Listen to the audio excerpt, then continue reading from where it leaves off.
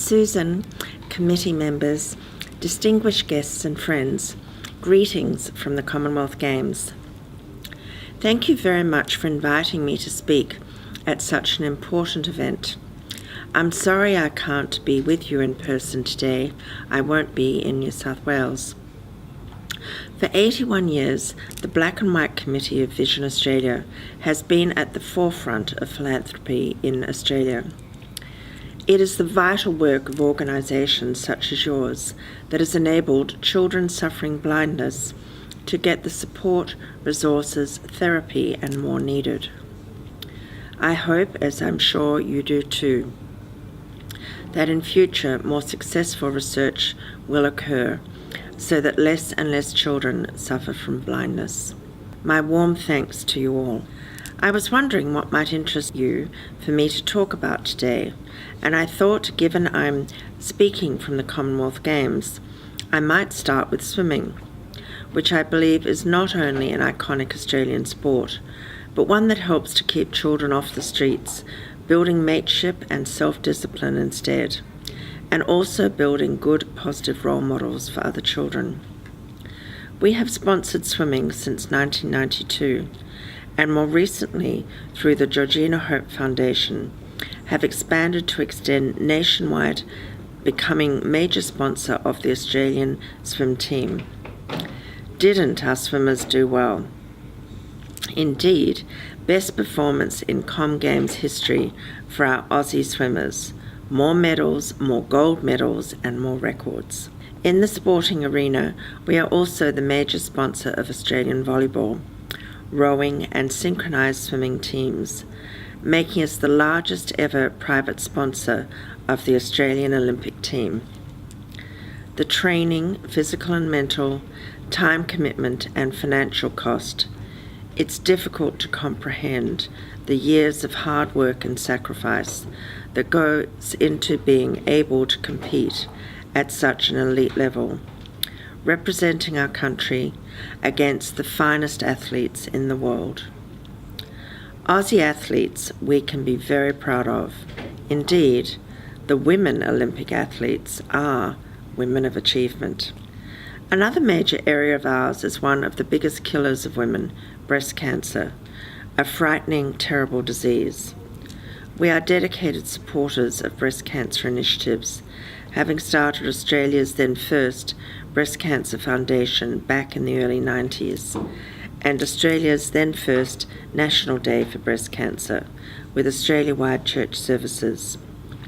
We created petitions across Australia to lower the age of mammography screening, assisted research and country patients, and more, and launched the world's first fleet of pink mining trucks at our mega iron ore mine, Roy Hill, with a commitment to match staff funding raising to assist anti-breast cancer initiatives. At Roy Hill, we have also the highest percentage of women working in the West Australian iron ore mining industry. A number of our pink trucks are named after our staff who have been impacted by breast cancer.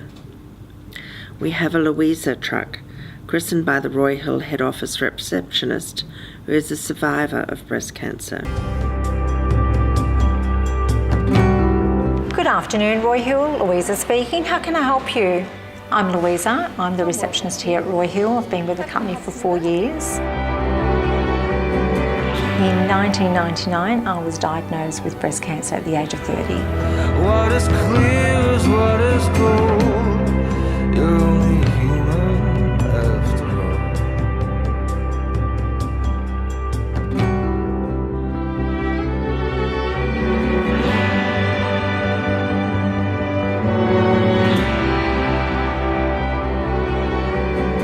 As part of the Pink Truck campaign, Mrs. Rinehart named trucks after people who have been through the breast cancer experience or have made a significant contribution to the business. One of our staff approached me and asked me, would I mind having a truck named after me? Well, I was just, I nearly fell off my chair, I think. It was just unbelievable. I felt it was surreal and very, very honoured and humbled for such a huge honour. Very warm welcome to everyone today for our Pink Trucks Day. Our time is short. The support for breast cancer research, mostly driven by her own experience with her mother dying in relatively young age of that disease. So that's very close to her heart. It is often not understood just how devastating breast cancer can be for the families involved. My husband and my 2 boys were able to join me at the naming ceremony for the pink truck. I became quite emotional just at that point. And just looking beside me and seeing my husband, and then behind me and seeing Camilla and Daniel was really special. And then looking up and just seeing the truck with my name on it, it was, I really had to stop and take a deep breath.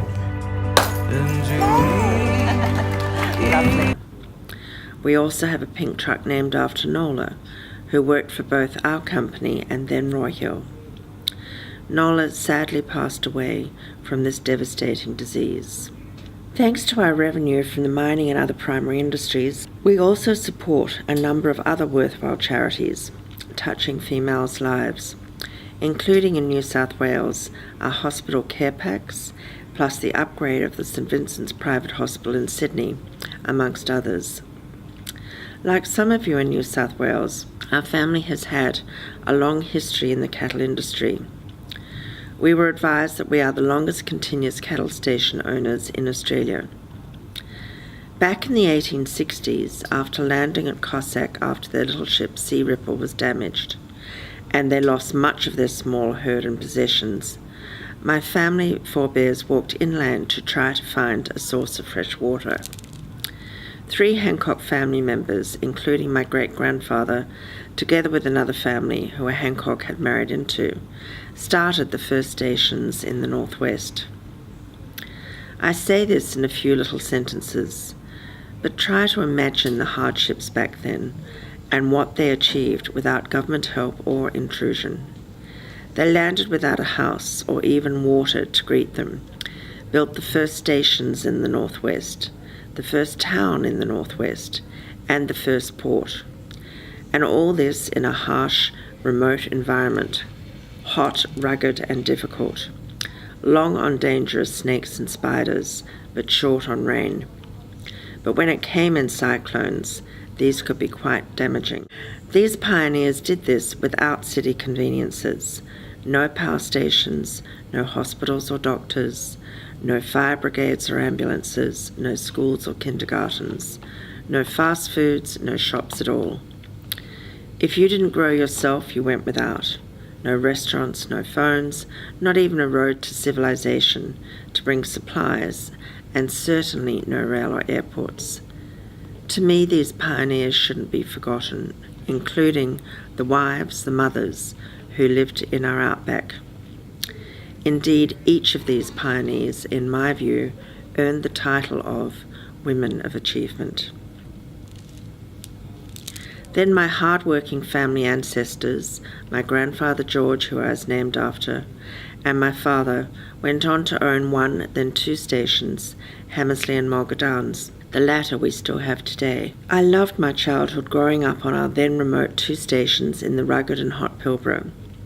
Goodness, have we seen changes since I used to scramble up windmills with tools for my dad nearly 60 years ago. When mail and newspapers arrived every few weeks to a regional station many miles away, and when we lived using generators for up to 4 hours per day, without electricity for the rest of the day.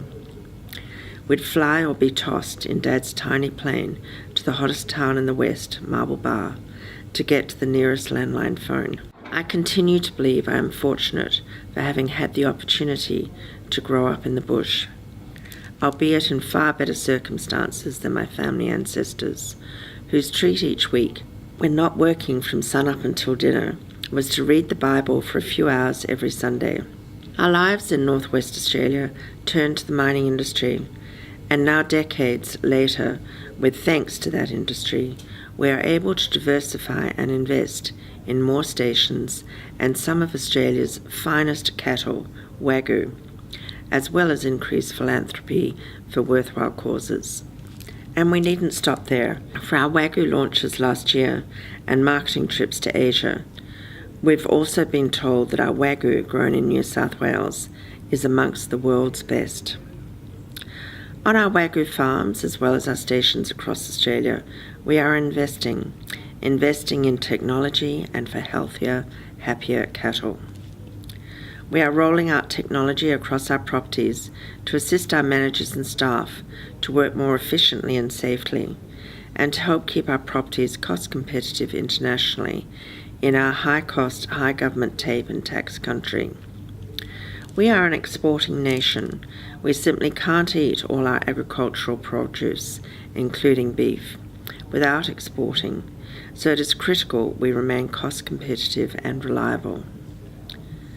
I would like to leave you with a true story that commences in New South Wales and ends in West Australia. A father and his 2 sons set off from New South Wales in the 1890s with cattle and supplies and some possessions to the faraway Kimberleys in northern West Australia. This long journey over more than 4,000 kilometres took more than 2 years and was so harsh the men later didn't wish to talk about it. Their loved father died on the very difficult journey.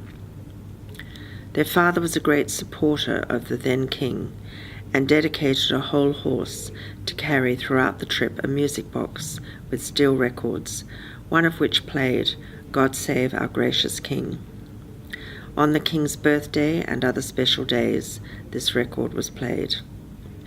The music box survived, so did some of the records. When I went to first visit Fossil Downs, I saw it and listened to the record, God Save Our Gracious King, which still played nicely. This music box was part of the longest ever cattle trek in Australia and the longest ever cattle trek in the world. What magnificent Australian history. If anyone's interested in responsibly publishing this history, please let me know, as the McDonald family has just given us more information about the trek, which they'd like to see well published by trustworthy hands, so other Australians can share this iconic history. On 21st November this year, in Sydney's CBD, we'll hold Australia's 2nd annual National Agriculture and Related Industries Day Gala Dinner to recognise and celebrate our essential industry and those who work in it. Please join us. Last year was a huge success, with over 350 people travelling to Canberra to enjoy this inaugural gala event. Akubras and boots will again be welcome this year. I think they look rather good with dinner suits, don't you? Thank you again for inviting me to speak. I hope you have a very enjoyable Women of Achievement Day. Thank you.